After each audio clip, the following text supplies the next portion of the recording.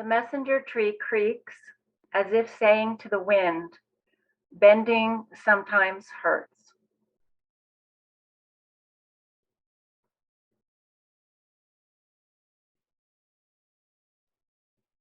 Cellular memory. Blessed starved orphan revivifies Cherokee chrysalis.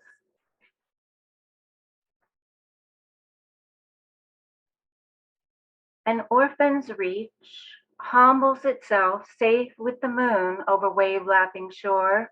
Its impression laughs over a wooden bridge at dusk, frequented by dozens of zipped-up walkers embarking on increase, heart rates refusing to postpone reward, punishment, for a glimpse of how a snowy egret stands on one leg fishing.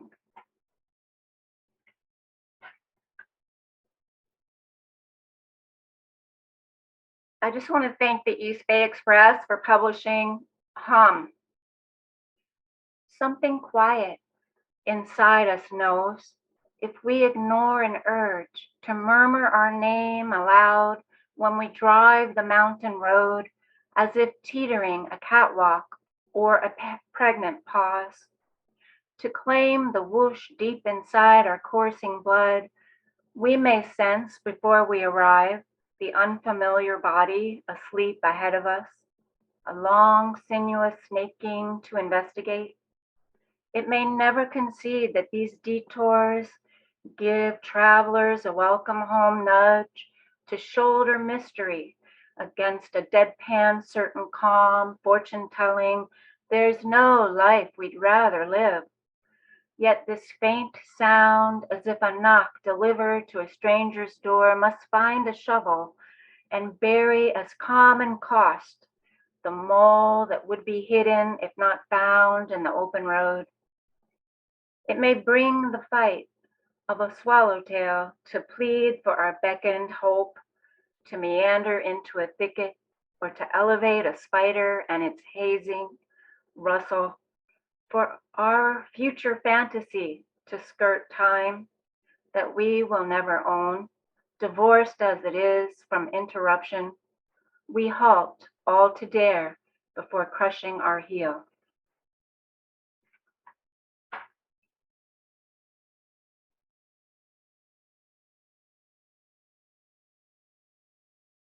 An orphan's conception.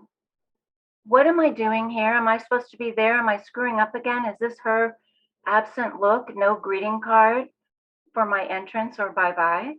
That mother who nursed nod, I'm taken care of inside. She taught me accidents run the universe when she hush-hushed me to glide her ghostly veil, plainly holding the wrong number as the roulette rolled. My birth shamed us into living one against the other or one for the other, not yet above water, but lusting the naked wholeness of her water breaking. Suck me down or shave my guilt. Bind my knees, please. Don't leave.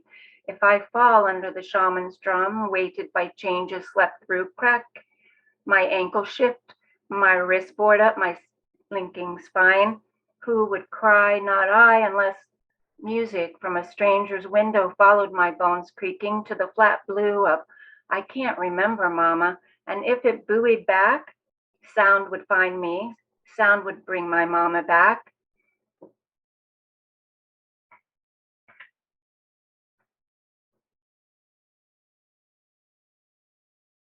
Would you adopt the moon, full of piss and vinegar, shining through 3 studio windows as your body leaned against each pane to test the distance of desire? When Michelangelo said art is an endless search for a deeper meaning, he couldn't have known the quickening of his method. This eve of my killed sister's memorial, how the blast of light, yellow roses resist levitation beside her musical hair, taps time to elusive home, selective blur more true than any fact of how long she lived, 43, mother to 6, statistic hit and run, no longer pacing, this round, bruised, portrait daydream of my own mother when a bird flies against her story window and bang after bang, blind glass, and her crown angled open.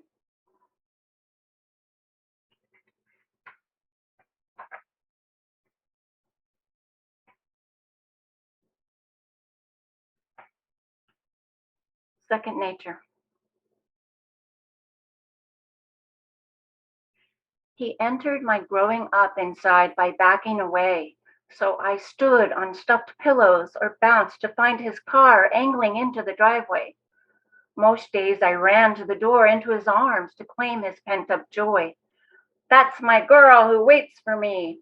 Long into the years I followed him, Father Time, tick-tocking high and slow as a shadow over other people's lyrics that played on the radio over and over again. There were two pictures left by my sister to quench my young girl's curiosity. There he is with your mom on their wedding day. He looked so proud, not romantic, holding his wife as she sat on an ornate carved chair. And there another, him, in his pajamas, holding a glass in the air of half-drunk milk in 1960s. Kitchen with his three preteen children. They all wore cotton flannels, but not a glass of milk full between them. By myself, I studied this, and I wondered how my dad woke up such hunger. When I traveled the Greyhound for 3 states to find him after high school, having earned a wait for me bundle in his arms, by laboring over fast frying chicken, he put me down in the way he asked me to lie for him. Say to the other, you're my mom's friend. Hours later, I left him to seek a softer truth from men who held me when I cried and fed me the dark candy of doubt, which ballooned to sharing white powder and paper-bagged fumes. Once in history, his wait for me telephoned. It was late afternoon, winter. To allow passage, I had to forget how his cold weather behavior brought about years battling against cutting, anorexia, drugs, suicide attempts. My mind rerouted a memory for him, gifting bundles of groceries just gone for a week and back, from truck driving. From the receiver, his tone wavered between St. Nicholas surprise to cloaking a bitterness as he offered my suicide brother's life insurance. The line held quiet longer than dead before I replied, thank you.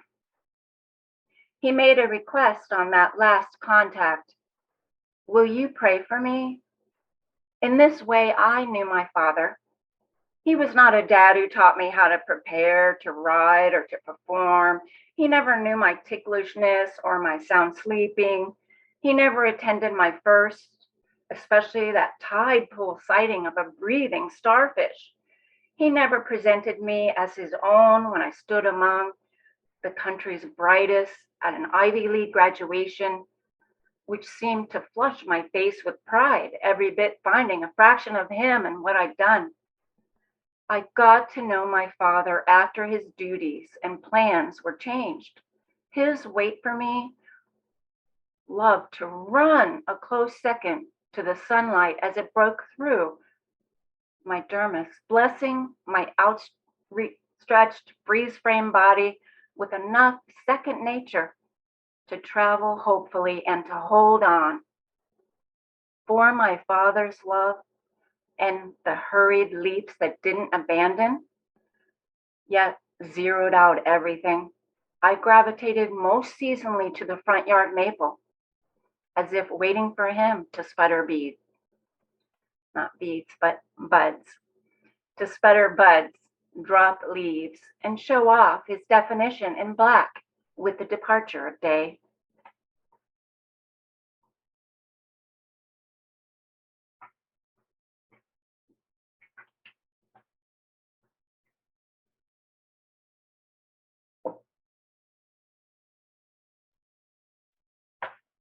Greg, I think it was, who read a Earth eco poem, and here is mine uh, to reflect back to you, Greg. It's called Barrier Reef Eulogy. If the news were the reverse of a meat grinder, as it arrived with blood-soaked raw protein, and my mood sank whenever I read and allowed it to buzz like anything small and elusive, darting around about my head, frustrating but never freeing me from its bullseye aim and its startling headliner, Great Barrier Reef dead at 25 million years old. Dead from mankindness? If the human elbow of subjugated life was easy to believe in simply for its fathomability, then maybe this was a dirigible treasure. But what is it to boggle the brain with 25 million? Do I even have 1 million anything? Thoughts in a lifetime? Cells to divide and slough off? Or a chrysalis of 1 million moments to spawn colorful fish? How dare this last turquoise and pink colony of sea life, now burnt and shrunken white, shadow wooing a long examination of its end, as if it were a mirage of the desert where nothing appears to be happening but emptiness colonizing.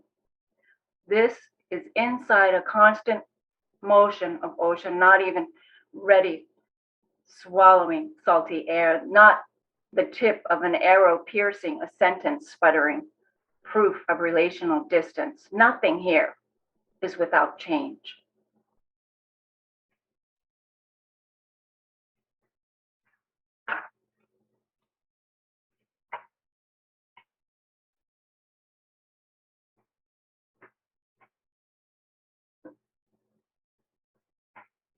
Without family, no one has ever called your name in their sleep, penciled lines of your changing height into the wall in the kitchen, or stayed with you simply to feel homier, awakened to say how your snoring interrupted a dream, played shadow puppets as entry to nighttime solitude, worn a ring to be more on guard in public, drawn your profile as a fire burns its shadow into wood, asked you a question never to be answered, kept you from losing track of time by telling the same story.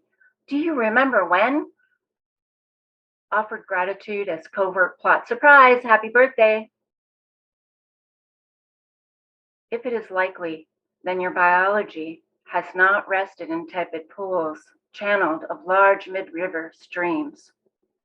It might be the casing of your pollen held stamen too loosely, and gusts of wind carried scents that beckoned you to wander further than most.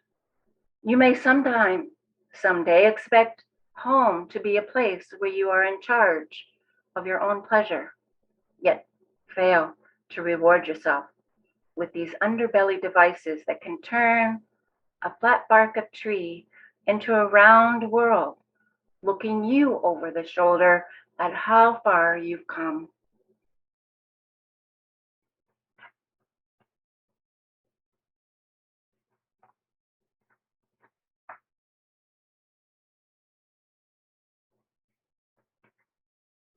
Sometime later, the burned children lament. 1.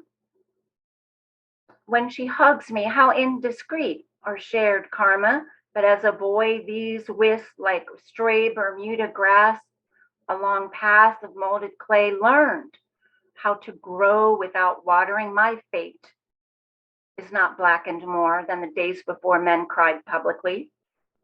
At night, my body keeps warm without covers, so far from that quilt, dancing ropes upward to her wood stove. I swelled her house with smoke rising up, white, no less its roundness, her safe arms. 2. An afternoon fire stepped out of the car from inside my lap of matches, one leg grounded to the middle upholstery, traded its Rockwell staunch headline for a quiet sense of belonging. How I would cling to imitation, boyish excess, and never skip rewards for labor like throwing myself into new mown hay on both sides of the secret hideout. Now I sink, the flatness of the horizon burrowing underhead, and translate the murmuring of shadows from bundled straw to watercolor clouds. How much further the gaze when inside there were not as many scars. 3. Night would always come when the house lights turned on. 7 years since Afraid of the Dark, making monsters from dangling draperies, and school's heaven and hell drawings, where crowns, blue, red, yellow, jumped from out of a pit, but never melted my spirit. Holy tongue from our sun, none of these prepared me for what I saw that evening held by candlelight, when the wind sighed to my ruffled hem, and this baptized flame failed its best intention, my late desire to read a fairy tale.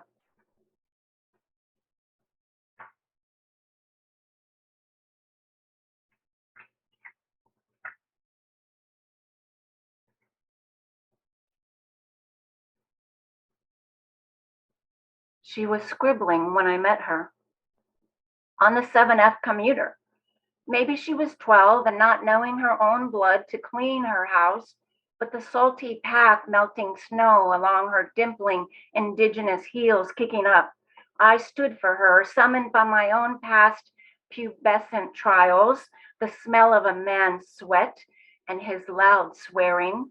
Bumper to bumper, well-clad business folks taught her scribbling shoulders that grown-ups claim every available inch of standing and sitting space.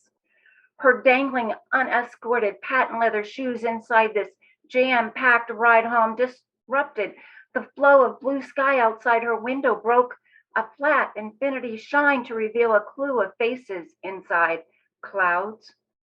Crushed adult bodies moving into what life may be during the after-school commute on Metro placed her off the map of girlhood and their don't know her stares into the bleachers, rallying for her touchdown.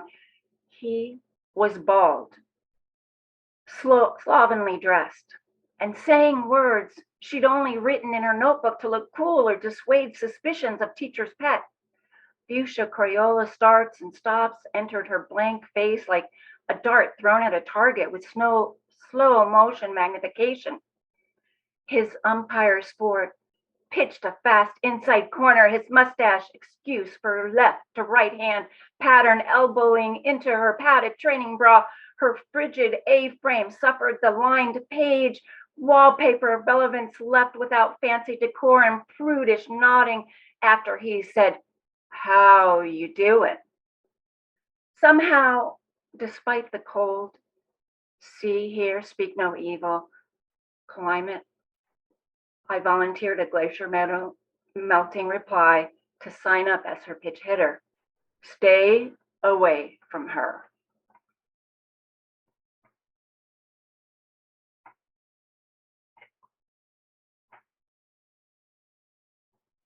Okay, it looks like I'm going to have time for maybe 2 more. Is that what you have there? Yeah. Thank you.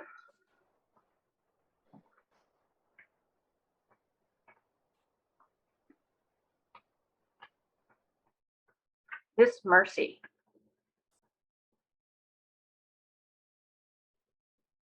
There, off center, is a plastic daisy sink stopper too flimsy to capture water for a sink full of dishes. How instead it flanks a photograph of a young woman.